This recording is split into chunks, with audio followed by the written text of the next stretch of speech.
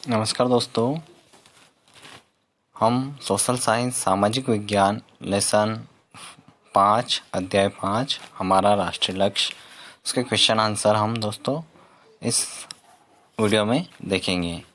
अगर आप इस चैनल पर नए हैं तो इस चैनल को सब्सक्राइब करें, बेल आइकन दबाएं और लाइक करें। और दोस्तों आप अगर अपने दोस्तों को भी ये वीडियो शेयर कर सकते हैं।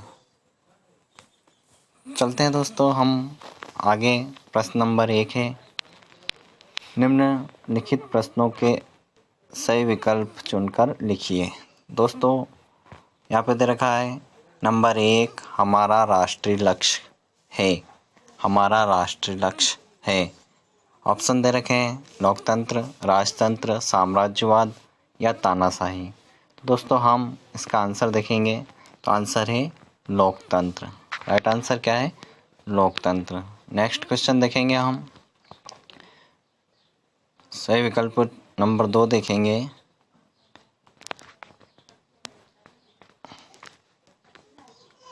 हम विश्व में सर्वत्र शांति चाहते हैं, किसने कहा था?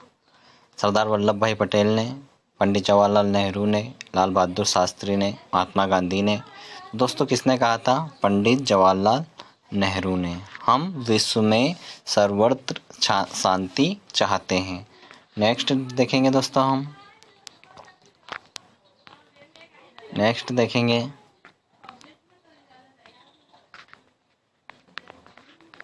निशस्त्रीकरण क्यों आवश्यक है? निशस्त्रीकरण क्यों आवश्यक है? विश्व शांति की स्थापना के लिए, युद्ध के लिए, सरकार बनाने के लिए या परमाणु शस्त्रों के लिए? तो दोस्तों इसका सही आंसर होगा विश्व शांति के लिए। क्या होगा दोस्तों? विश्व शांति के लिए। नेक्स्ट देखेंगे हम।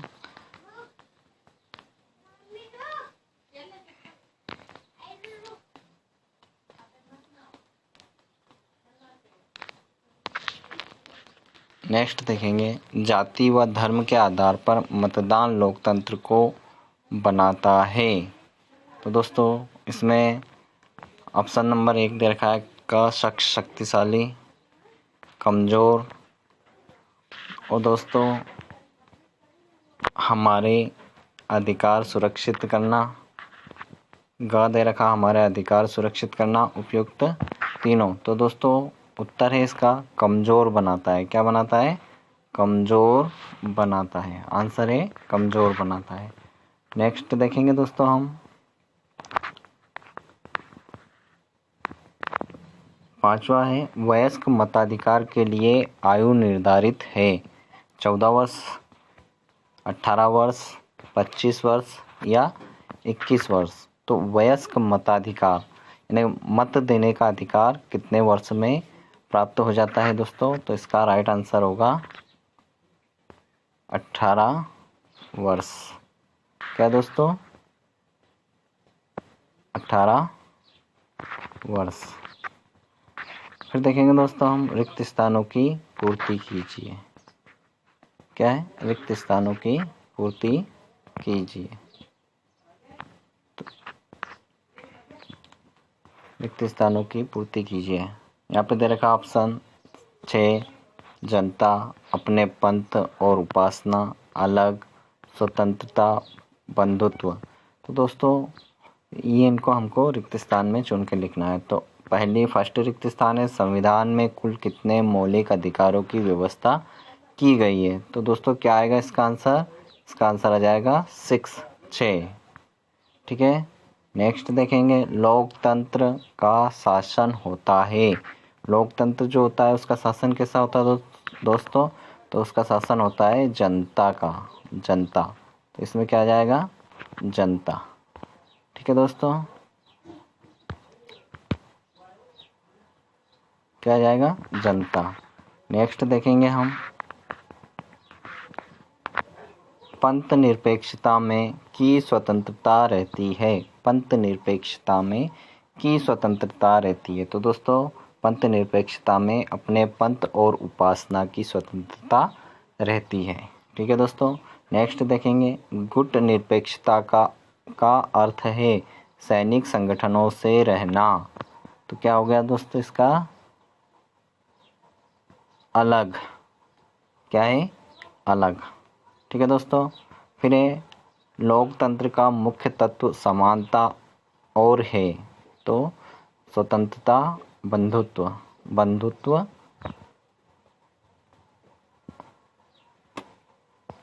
स्वतंत्रता और बंधुत्व, बंधुत्व और समानता। ठीक है दोस्तों। और यहाँ पर गुटनिरपेक्ष का अर्थ है सैनिक संगठनों से स्वतंत्र रहना या अलग रहना। ठीक है दोस्तों। नेक्स्ट देखेंगे हम क्वेश्चन नंबर 3 दे रखा है यहाँ पर। क्वेश्चन नंबर 3 में दे रखा है दोस्तों, निम्न प्रश्नों के उत्तर दीजिए। प्रश्न नंबर 1 है स्वतंत्रता के प्रकार। क्या है दोस्तों स्वतंत्रता के प्रकार। तो हम स्वतंत्रता के प्रकार पढ़ेंगे दोस्तों। यहाँ पे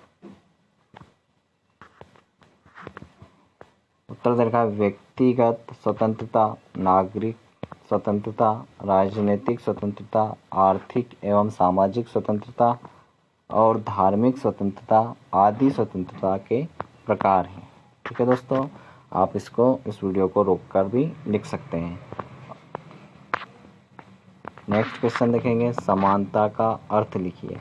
क्या दोस्तों समानता का अर्थ लिखिए। दोस्तों देखेंगे हम समानता का अर्थ लिखिए। उत्तर दे रखा है नागरिक के संपूर्ण विकास के लिए राज्य द्वारा समान अवसर उपलब्ध करवाना समानता है। क्या है दोस्तों नागरिकों के संपूर्ण विकास के लिए राज्य द्वारा समान अवसर उपलब्ध करवाना समानता है। ठीक है दोस्तों। नेक्स्ट क्वेश्चन देखेंगे, अप्रत्यक्ष लोकतंत्र किसे कहते हैं। दोस्तों क्या है अप्रत्यक्ष लोकतंत्र किसे कहते हैं।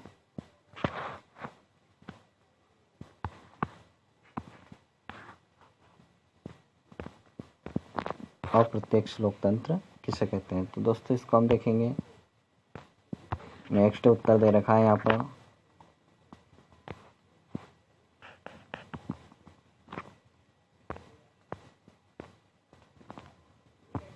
ऐसा लोकतंत्र जहां जनता अपने प्रतिनिधि निर्वाचित करके भेजती है लोकतंत्र कहते हैं। भारत में अप्रत्यक्ष लोकतंत्र है। भारत में कैसा लोकतंत्र है दोस्तों। भारत में अप्रत्यक्ष लोकतंत्र है। नेक्स्ट देखेंगे, लोकतंत्र में प्रत्येक नागरिक को साक्षर क्यों होना चाहिए। यानी कि भारत में प्रत्येक नागरिक को साक्षर होना आवश्यक क्यों है। दोस्तों इसका आंसर देखेंगे हम, लोकतंत्र में प्रत्येक नागरिक का जागरूक और साक्षर होना चाहिए ताकि वह अपने मत का उचित प्रयोग कर सके। दोस्तों यहाँ पे लिखा है अपने मत का उचित प्रयोग कर सके। क्या अपने मत का उचित प्रयोग कर सके। ठीक है दोस्तों।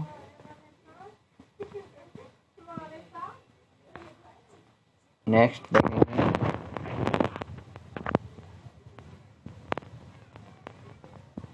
वयस्क मताधिकार का अर्थ लिखिए। क्या है वयस्क मताधिकार का अर्थ लिखिए। दोस्तों हम इसको देखेंगे, इसका आंसर देखेंगे।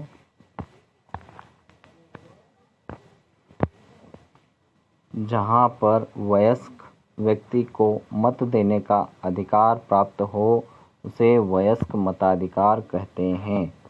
हमारे देश में 18 वर्ष की आयु पूर्ण कर लेने वाले हर नागरिक को मत देने का अधिकार प्राप्त है। यह मताधिकार का सबसे अधिक प्रचलित सिद्धांत है।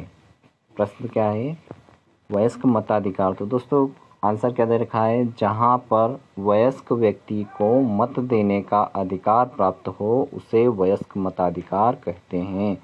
हमारे देश में 18 वर्ष की आयु पूर्ण कर लेने वाले हर नागरिक को मत देने का अधिकार प्राप्त है। यह मताधिकार का सबसे प्रचलित सिद्धांत है। ठीक है दोस्तों, नेक्स्ट क्वेश्चन देखते हैं हम।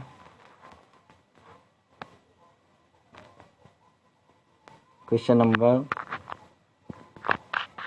2 दे रखा है, हमारे राष्ट्रीय लक्ष्य कौन कौन से हैं। हमारे राष्ट्रीय लक्ष्य कौन कौन से हैं। तो हमारा देश प्रजातांत्रिक देश है। दोस्तों सबसे पहले हमको समझना होगा कि हमारा देश एक प्रजातांत्रिक देश है, अतः हमारे लक्ष्य हैं लोकतंत्र, पंथनिरपेक्षता, राष्ट्रीय एकता, स्वतंत्रता, समानता, सामाजिक समरसता, अंतर्राष्ट्रीय शांति और सहयोग। हमारा देश एक प्रजातांत्रिक देश है, अतः हमारे लक्ष्य क्या क्या हैं। लोकतंत्र, पंथनिरपेक्षता, राष्ट्रीय एकता, स्वतंत्रता, समानता, सामाजिक समरसता, अंतर्राष्ट्रीय शांति और सहयोग। ठीक है दोस्तों, नेक्स्ट क्वेश्चन देखते हैं हम।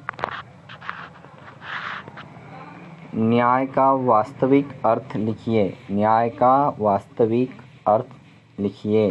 तो उत्तर दे रखा है, न्याय उस सामाजिक स्थिति को कहते हैं जिसमें व्यक्ति के पारस्परिक संबंधों की उचित व्यवस्था की जाती है, जिससे समाज में व्यक्ति के अधिकार सुरक्षित रहे। न्याय की धारणा सत्य और नैतिकता के रूप में भी समझी जाती है, उसे न्याय कहते हैं या न्याय का अर्थ होता है। ठीक है दोस्तों, नेक्स्ट क्वेश्चन देखेंगे हम। क्वेश्चन नंबर 5 दे रखा है,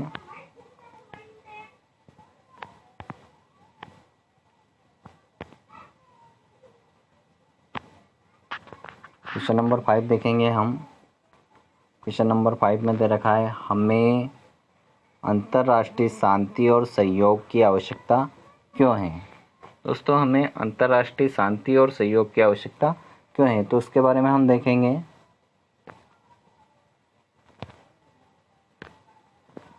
उत्तर दे रखा है, विज्ञान ने संसार को आज समेट कर रख दिया है।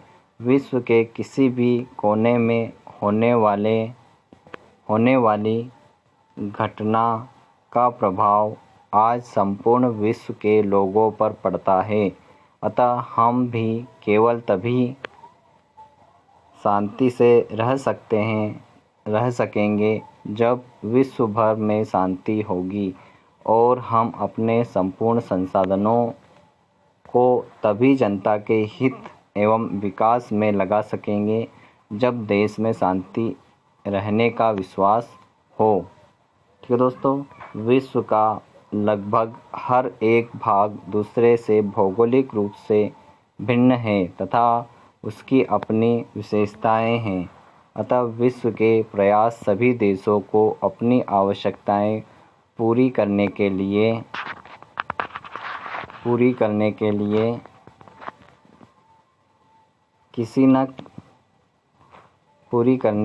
दोस्तों किसी न किसी तरह एक दूसरे पर निर्भर रहना पड़ता है, और इस प्रकार हम आपस में सहयोग के द्वारा ही अपने जीवन का आनंद उठा सकते हैं। यानी आपसी सहयोग के द्वारा ही हम अपने जीवन का आनंद उठा सकते हैं। ठीक है दोस्तों, क्या दे रखा है कि विश्व में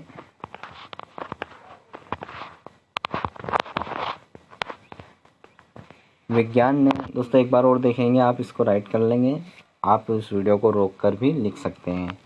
विज्ञान ने संसार को आज समेट कर रख दिया है। विश्व के किसी भी कोने में होने वाली घटना का प्रभाव आज संपूर्ण विश्व के लोगों पर पड़ता है, अतः हम भी केवल तभी शांति से रह सकेंगे जब विश्व भर में शांति होगी। हम अपने संपूर्ण संसाधनों को तभी जनता के हित एवं विकास में लगा सकेंगे जब देश में शांति से रहने का विश्वास हो।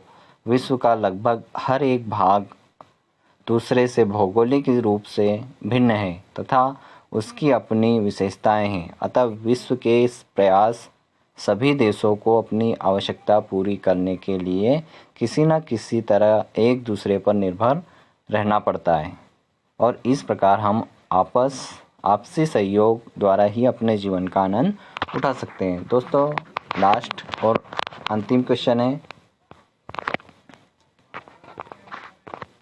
लोकतंत्र की सफलता के लिए आवश्यक शर्तें कौन कौन सी है?